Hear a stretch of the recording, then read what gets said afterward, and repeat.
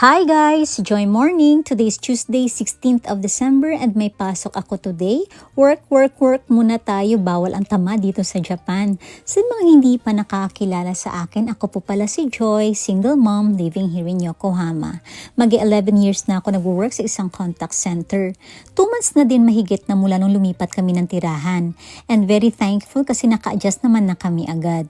Tuwing may pasok ako, hindi na ako nagbe-breakfast sa house kasi magbabas pa ako pa train station. Ayoko kasi malate kaya sa lounge area ng workplace ko na lang ako nagbe-breakfast. May mga compliments pala ako na nare-receive sa mga nakakilala sa akin. Nagsasabing ang sipag ko daw, ang galing ko at nakakaya ko lahat kahit wala akong partner sa life. Kahit shoulder ko lahat ng responsibilities mag-isa.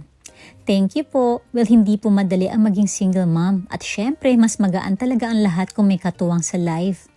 But I have to accept my situation and keep going. We have to embrace changes in life and be strong. Kailangan natin lumabas sa comfort zone to grow and learn.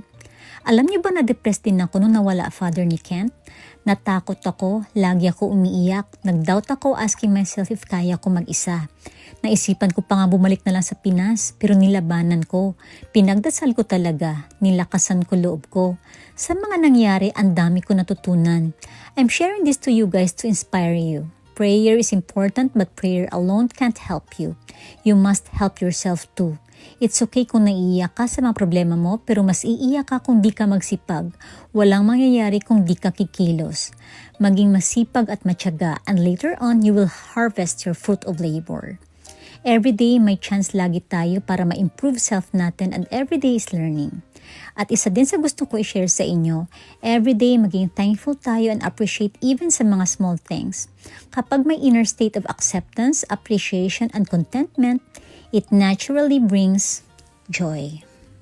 Thank you so much guys for watching. Till the next one, be beautiful and be kind. God bless.